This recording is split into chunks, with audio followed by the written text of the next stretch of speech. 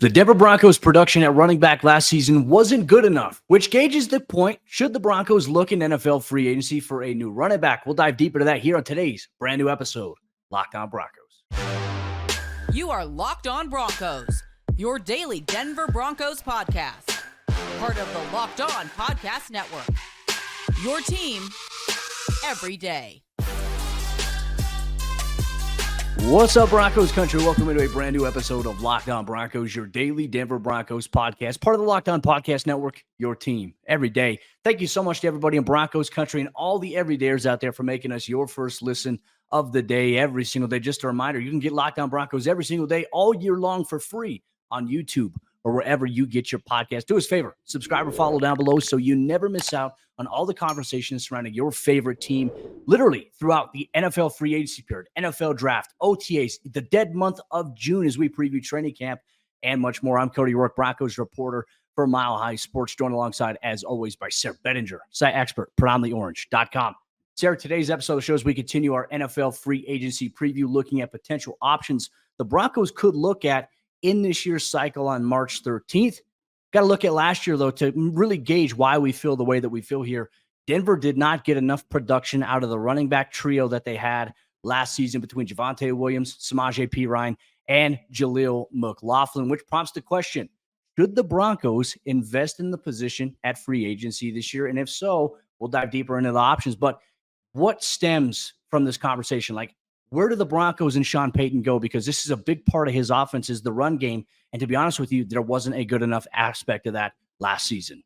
Yeah, I remember we all thought that last year the running game was going to be the quote unquote identity of this team. And it didn't end up being like that, right? And it wasn't like we expected the Broncos to just become like the Baltimore Ravens overnight or something like that. But with the investments they made on the offensive line and kind of putting faith behind Javante Williams, bringing in a bigger back like Samaje Perine, you did expect the Broncos to run the ball a lot better over the course of last season. They were not one of the better running teams in the league. We've talked about this before, but Javante Williams substantially worse from his rookie year to the first year post-injury in terms of yardage after contact, Cody. It was like half as much as he had his rookie year in terms of yardage after contact per carry. I know that seems like a lot to kind of jumble together and just, well, we're blanketing the whole running game was bad. Well, Javante Williams, I mean, yeah, we have to have grace coming off the injury, but man, if he's not creating yardage after contact, what is the real strength of his game? And Samaje Perine, he was utilized a ton in the 2-minute drill or end of game situations as a receiver, didn't even get 100 carries last seasons. And then obviously Jaleel McLaughlin, we've talked about this, Cody. He was really prominent in the first part of the season, really prominent in the last part of the season. And then in between, it was kind of a hot hand. 1 week it's Javante, the next it's Samaje, the next. So the running back position to me in terms of personnel is not where it needs to be for Denver. And historically, this has been one of the most highly prioritized positions by both Sean Payton, the head coach, and George Payton, the general manager. The question I have here about running back, and I think it's going to go to estimated market value. Now, I've been a big supporter. Look, running backs are asked to do so much just for any offense. They're asked to carry the ball in between the tackles against some of the biggest defenders in the NFL. They're expected to absorb most of the contact almost out of any other position outside of the trenches, and they get paid terribly. But there's also the argument where you can see, like, it's hard to really ask yourself, like, is it worth paying a running back because of the contact, more associated risk of injury and wear and tear, and the longevity of the position is very questionable at this point. To me, that's the biggest obstacle here with where the Broncos are. Not just them, but I think other teams around the NFL are in a similar predicament. They don't have a really established rushing attack. Like Denver last year, Javante, 3.6 yards per carry. You mentioned giving him some grace coming off the injury. Look, I think that Javante will be much better here in 2024. But the question is Javante enough to be able to get Sean Payton where he wants to be offensively for this team? I don't know if that's the case here. I don't either, Cody. I really don't. You look at some of the numbers from last year, 18th in rushing attempts, 18th in overall rushing yards, 28th in rushing TDs with just 8 rushing touchdowns on the season, 21st in the NFL. And this is the Broncos as a whole, not just Javante. 21st in the NFL at 4.0 yards per attempt. And of course, it's all made this much worse by the fact that Javante Williams, Jaleel McLaughlin, and Samaje Perine, those guys were 1, 2, 3 on the Denver Broncos this past year in overall touches, and they were all in the top 5 in yards from scrimmage for this team. So when you're talking about a lack of efficiency, when you're talking about not creating yardage after contact over a 17-game regular season, Samaje Perine not even getting 100 carries at, as a 240-pound running back who excels at, being physical in the running game, and you want to be able to run the ball. I realized situationally that we had individual discussions after almost every game about why did the Broncos abandon the run in this game? Why did they throw so much in this game? Why didn't they hand it off to Javante Williams 15 times in this? We had individual discussions over the year about this position group, about the running game as a whole, about whether or not it was the lack of a passing game contributing to not being able to run the ball as much or not getting ahead of the sticks on first down. Ultimately, I do think running back personnel was a major issue. And with Javante Williams hitting a contract year in 2024, has what we've seen from Javante, Cody, in your eyes, dating back to his rookie season, now we're two seasons removed from that. This is going to be his 4th year in the NFL. To me, I don't think we've seen enough from Javante as a former 2nd-round pick, a very high 2nd-round pick. I don't think we've seen enough from him to be able to bank on him being the running back 1 in Denver in 2024. That's it. I mean, part of me sees where he come from. I mean, I have a hard time letting go of the fact that he's just coming off of a major injury. Like, to me, that's the main hang-up, because the one thing I'll say about Javante pays attention to everything, but Javante doesn't say anything. Like, he grinds, he puts his head down. And I think that there's a lot of motivation from him because he's seen the talk too, right? And look, I think it's normal as a player to have questions coming off of an injury. Even if you have a down year coming back from injury, there's some questions like, is this going to be my routine? Is this going to happen to me next year? I think Javante bounces back in a big way. So I'll kind of push back on that one here today. But obviously there's some options here. Sean Payton said it at Radio Row, though, Sarah, and I don't think we can ignore this. He said one thing. He said, at the end of the year, everyone looks at where your roster's at, and they decide, are you going to run it back? He's like, no, it's like a big chessboard. You have to flip the board over, and all the pieces are scattered around, and you have to try to figure out how you're going to assemble it for the next season. I don't think Denver runs it back with the running back room as is, but I think Javante is going to be probably the big focal point of what they do decide to be bringing forth on the offense this upcoming season. What's that going to look like? Is a great question. But I think one way you can help out a guy like Javante, I know it's not the most favorable thing to do in terms of paying guys, but the Broncos could and maybe should take a big splash on a player like Josh Jacobs, who Sean Payton has mentioned before. We'll dive deeper into that here on today's episode, Locked On Broncos. Today's Locked On Broncos is brought to you by our friends over there at Nissan. Are you the kind of driver that likes to push things a little further? Ever wonder what adventure could be around the next corner? Well, our friends at Nissan have a lineup of SUVs with the capabilities to take your adventure to the next level. Check out the 2024 Nissan Rogue. It's perfect for city drives and great escapes. Class exclusive Google built in is your always updating assistant to call on for almost anything. Gone are the days of connecting your phone. Google Assistant, Google Maps, and Google Play Store are built right into the 12.3-inch HD touchscreen infotainment system. And the 2024 Rogue is the perfect midsize crossover for your next adventure. Or you can check out the 2024 Nissan Armada. It will change what you expect from a full-size SUV. Picture a rugged 4x4 that can seat up to 8 in first-class luxury and style. Tow bigger and explore further in the 2024 Armada. Take the Nissan Rogue, the Nissan Pathfinder, or the Nissan Armada and go find your next big adventure at shopnissanusa.com. The Denver Broncos have a chance not only to get better in the running game this offseason, but maybe they steal from a division rival to do it. Cody teased it before, but Josh Jacobs, he's hitting free agency this offseason. Sean Payton did a little flirting with him at last year's Super Bowl media week. We'll see. Maybe the Broncos can make something happen here, but Josh Jacobs, not the only big name running back to hit the market this offseason. Could be some value there for the Denver Broncos. We're going to break down a few of the big names, some sleeper names on today's episode, Locked On Broncos, and want to say thank you to every single one of you that listens to the show every single day, all offseason long. Cody and I are going to be bringing you content, breaking down who could the Broncos sign when they make moves. We'll talk about who they did sign and what that player brings to the team. Can't wait to break down every step of this offseason with you every single day right here on the Locked On Podcast Network, free and available everywhere that you listen to podcasts, as well as on YouTube, where you can sound off and give us your opinions. Let us know what you think the Denver Broncos should be doing specifically today at the running back position. Cody, let's talk about Josh Jacobs, because this is one guy who Sean Payton has kind of deliberately flirted with. I know they were doing a little segment for TV. I know it's good TV and all those sorts of things, but Sean Payton he voted him as an All-Pro after his 2022 season, very deservedly so. But then Josh Jacobs was kind of lumped into a number of backs around the league that just kind of got slapped with the franchise tag last offseason. And he was one of a great deal of them who didn't have quite as good of a year in 2023. With Josh Jacobs, do you think, first of all, do you think the Broncos will be able to steal him for the Raiders? And number two, do you think that's even a good idea?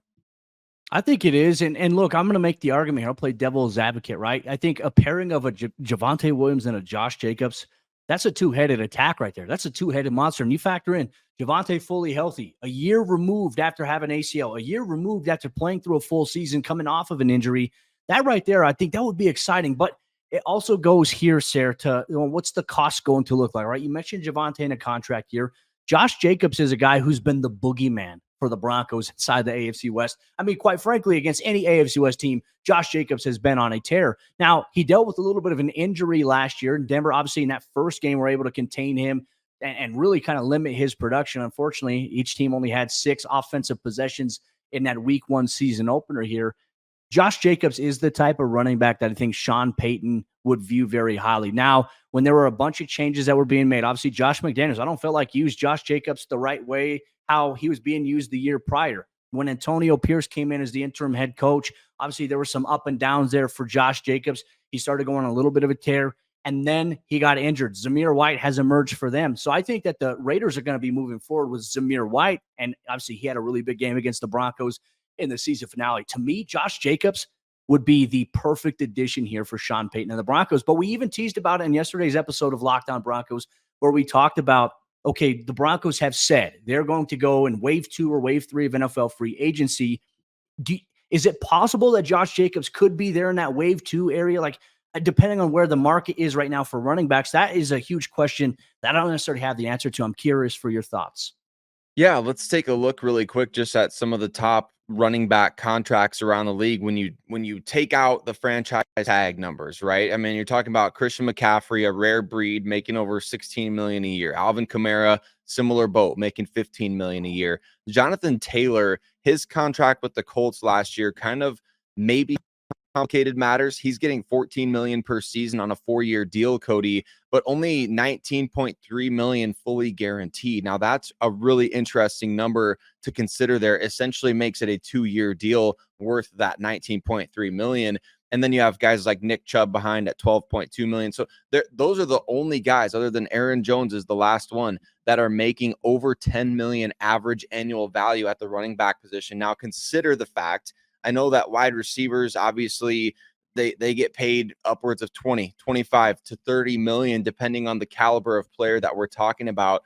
I've said this before, but here's my argument for a top tier running back in free agency. As long as you're not going up to that 15 million a year range, which I don't think any of these guys are going to get, if you're not going up there, you're getting a guy that could have 200 plus touches for you at the price of essentially a third receiver on your team, which, Cody, that's such a bargain to me for a team like Denver that you do need to be budget shopping in free agency. You can't get a $25 million receiver. You can't go out and get a $40 million, $50 million quarterback. You can't do those things. You could get a $10 million a year running back or $8 or $9 million a year running back, and that guy could be hugely impactful for you, not just in terms of converting in the red zone, but playing all 3 downs. I love the idea of a Josh Jacobs, maybe even a Saquon Barkley if he leaves New York. I'm sure these guys will have suitors. And I know that it seems so unrealistic to Broncos fans who have been taught, like, don't sign running backs in free agency. Don't draft running backs high.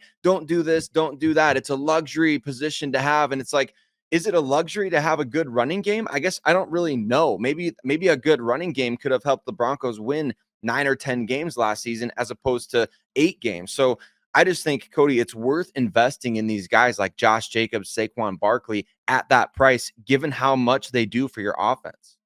Yeah, I think that's what you need. And I just go back to last year. I remember in training camp sitting there talking to Sean Payton at a press conference. And one thing we asked him is, what would you say the identity is of your offense, or what do you want it to look like? And he says, we got to be able to run the football. And he talked about how when you can control the flow and the tempo of a game, when you're running offensively and you're running it really well, it takes pressure off your defense. It takes pressure off your quarterback to have to do it all, because really that was a huge thing for Russell Wilson in 2022, is that they didn't have a sustainable run game. And it felt like, and Sean Payton's evaluation said that Russ had a lot of pressure on his shoulders to where he felt like he had to do a lot of the things there. You have to play complementary football, and having a run game is exactly what you need. And look, I think with the investments that Denver has made in the offensive line, there are some questions. Obviously, we don't know who the starting center is going to be. That's going to impact things.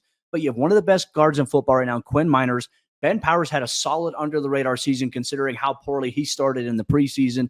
Who knows what's going to happen with Garrett Bowles, but you invested all this money in Mike McGlinchey. If you're not going to try to run the football, there's no point, because you're not going to be competitive. And Denver has not been competitive for the last couple of seasons because of that. I can't help but just kick myself and think about, you mentioned if Denver had a sustainable running game, how many more games would they have won? I think Denver could have been in the playoffs if they would have ran the ball effectively in a couple of those games in which they lost here. But I digress from that. There's also another option maybe floated out there. Philadelphia Eagles running back DeAndre Swift had a quiet 1,000-yard season, got off to a little bit of a good start, and then kind of sputtered out toward the end of the year there for Philadelphia. Now, my question here to you, Sayre, is DeAndre Swift, out of these guys that we're talking about, with Saquon Barkley, with Josh Jacobs, does DeAndre Swift offer a little bit more of a versatile skill set to maybe what Sean Payton likes, especially as we talk about maybe identifying that joker role? Yeah, I think he really could. It's all about that vision that Sean Payton talks about, right? It's all about how you envision a guy or what you're looking for from these guys. Like I think there's maybe a more clear answer from somebody like Saquon Barkley, who's caught a ton of passes in the NFL, whereas DeAndre Swift, we've kind of seen him struggle between, is he a full-time runner? Does he play all three downs? Is he too injury prone? I think we've seen a lot of good stuff from him dating back to his time at Georgia. The one factor I wanted to touch on with DeAndre Swift that Sean Payton may consider, why did Dan Campbell and his guys let that guy go and go ahead and replace him with David Montgomery and Jahmyr Gibbs in the following offseason? So that could be something to consider there if he does hit the market, but he's only 25 years old. He's very talented. Is he on that same tier as Josh Jacobs, Saquon Barkley? Probably not, but man, I think you get a guy that's, hey, he just had his first 1,000-yard season as a running back in the NFL. He's only 25 years old. That's something that I think is worth looking into. So again, this is a deep crop of free agent running backs. Those are some of the top guys, but there's other big names, Cody, that I think fans would be surprised. Like, as we're going to talk about them maybe being sleeper options, these guys are still some big name players in free agency that could upgrade the Broncos offense substantially. Well, could the Broncos take a look at a former Colorado kid, someone who's got ties to Joe Lombardi? Could Austin Ekeler be in the mix here for the Broncos this offseason? We'll take a look at that and some other sleepers here on today's episode, Locked On Broncos. This show is brought to you by our sponsor, BetterHelp. Sometimes we all need the opportunity to get something off our chest, whether it's big or small. Certain things can really start to get to you, and it's important to let that out, especially to someone who's unbiased on your life. That's where therapy can come in and be beneficial, depending on where you're at, some of the things you're struggling with. I know for me personally, at times I've used therapy. I use it once a month just because I feel like it's good to check in, to see where things are at. Life throws a lot of different changes at you, and it's okay to not have all the answers, but therapy can help you find the tools necessary to manage the day-to-day stresses, anxiety, and other things that you may have experienced in your life. And the thing I like about BetterHelp, it's super easy to sign up and get connected to a licensed therapist in just minutes. All you do is you fill out a brief form and a questionnaire. You'll get matched to a therapist. And then when you have your first session, if you don't vibe well with your therapist, you can change at any time at no additional cost to yourself. Therapy has been very beneficial for me. And if you're looking forward, or you're maybe have had questions about maybe starting therapy,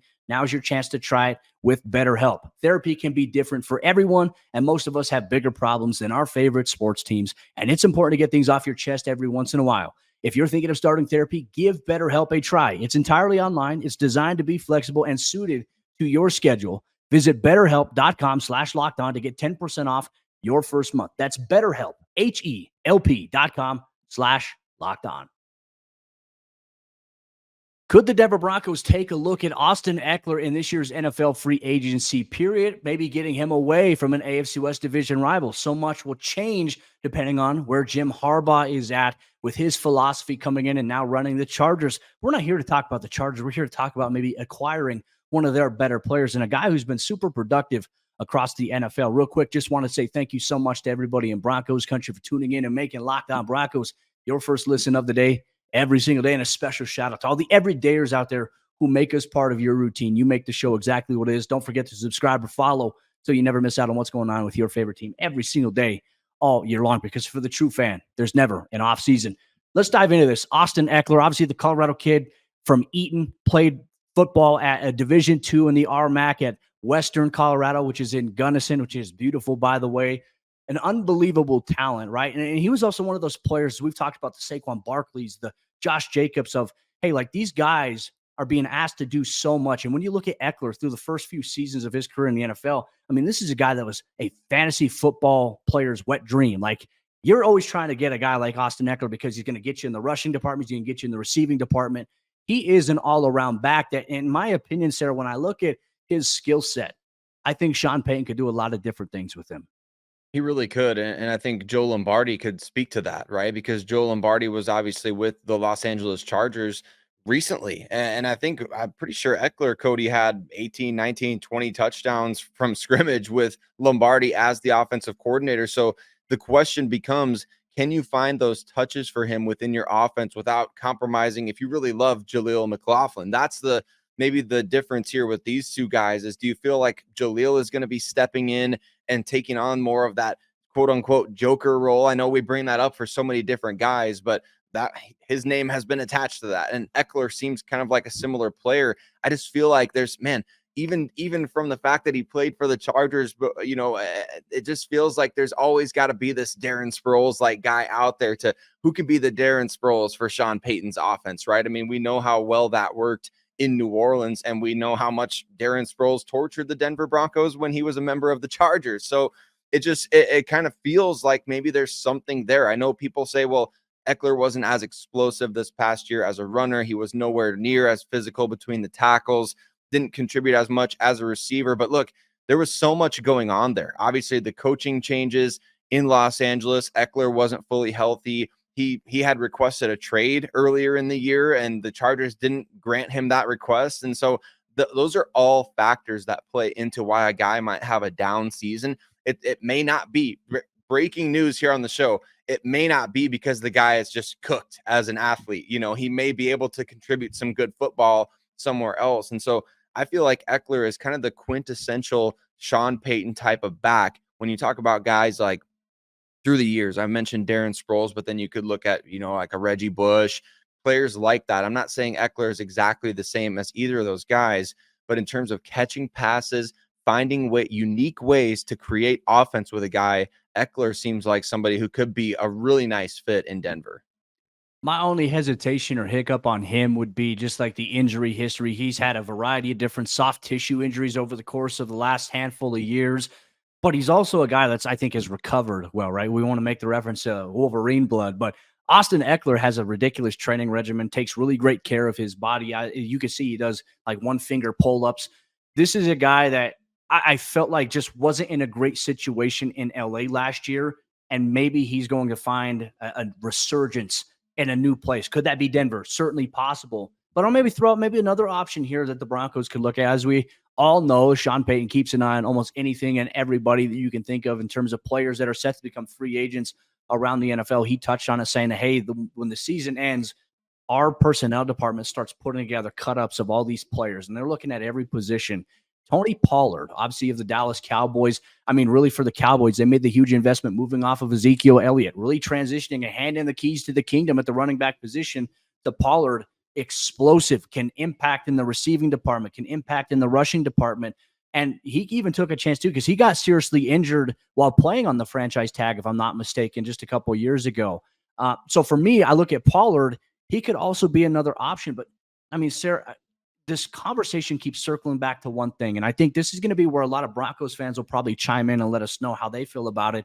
I just think the discourse about paying running backs, like what is Tony Pollard going to be looking for here on the free agency market? And considering where Denver's at, would they even be able to afford any of these guys that we've talked about? Right. And I think the answer to the second question is probably the most important one because a lot of fans out there perceive that the Broncos aren't going to be able to afford anybody in NFL free agency. But I think we're going to see over the course of the next couple of weeks here as they start to, make some restructures around the roster, as they start to do roster cap casualties and things like that. I think we're going to see the Broncos maneuver to a position where they're going to be able to be active in free agency because they really have to be, Cody. I mean, there's weaknesses on this roster. They've only got 6 draft picks in the upcoming draft. Like, they don't have the darts to throw to be able to supplement roster depth by just going to the NFL draft or undrafted free agency alone. They need to sign free agents and budget-friendly ones, of course, but that's why we're talking about running back because it's been a budget-friendly position over the last handful of years. And we saw last offseason, teams are not going to pay backs. How many running backs sat around in free agency until almost the start of the season or even after the start of the season? The top guys on the market got slapped with the tag because it's such a reasonable number. You and I talked about other positions like the guys the Broncos have eligible. There's no way you're spending 19 million on Lloyd Cushenberry for the franchise tag or 20 plus million on Josie Jewell for the tag, but you might spend 11, 12 million on a running back, like I said, who could get 200, 250 touches for you. So, and Tony Pollard, it's no longer the franchise tag is a baseline average annual value for these guys. It's what have you done for me lately? And what are other teams willing to go to? If nobody else is willing to go here, then neither are we. And you can sit around and wait, or you can take our offer of this amount of guaranteed money. Running back is one of the worst positions to probably play in the NFL today, Cody, because these guys aren't getting good guaranteed money. The franchise tag number is very low. So I think it's a team friendly position, unfortunately for these players, but maybe fortunately for the Broncos to go out and get somebody who can really impact your offense. I know it's a subject of conversation amongst the NFLPA about the value. And all these running backs, they got on a Zoom call last year, really kind of headed and spearheaded by Austin Ekeler and Saquon Barkley and Josh Jacobs and these guys who are prominent producers for their teams. I'm very curious to see if that changes this year, if you see running backs get a more favorable market because of everything that you've seen here. But I do need to make a correction. I think earlier I said a couple of years ago, Tony Pollard was franchise tag. What I meant was Tony Pollard, not last season, but the year before, got hurt before free agency, and they franchise tagged him in the offseason. He played on the franchise tag last year. So I had to correct myself there. I think there's some intriguing options here, Sayre. And look, I think that Denver, they're going to have to change it up, right? If you want to do different things on offense, you can't just keep going with the status quo. And while I think Javante is going to be a big part of what they decide to do, I don't think that there's really a guarantee here for Samaje Perine on this roster to really be solidified. And I think if Denver goes out and maybe gets a guy like an Austin Ekeler, or Tony Pollard, or Josh Jacobs, or Saquon Barkley, I think that really eliminates one of those guys at that position. And I think if they were to go out and get a Saquon or a Josh Jacobs, I think that maybe a hot take here. I think they become running back one over Javante, but it's a by committee approach with those two guys. I think Javante is going to be a big part of it, but I do think that Denver needs a new face inside the running back room to help spice things up because the run game has not been good enough and needs to get there if the Broncos hope to get back to playoff contention and competing for the AFC West. Broncos Country, let us know your thoughts on today's episode of Locked On Broncos. We're going to continue our NFL free agency preview. The NFL Scouting Combine is coming up next week. We'll obviously have you covered when George Paton and Sean Payton meet with the media. We'll share clips. We'll share our reaction to it. But another thing we're going to dive deep into, we're going to continue our preview, wide receiver. If the Broncos do part ways or have to release one of their wideouts, could they add a guy on the free agency market as a supplemental piece to their offense? We'll look at some of the best options in Wave 2 and Wave 3 on Mondays. Brand new episode, Locked On Broncos.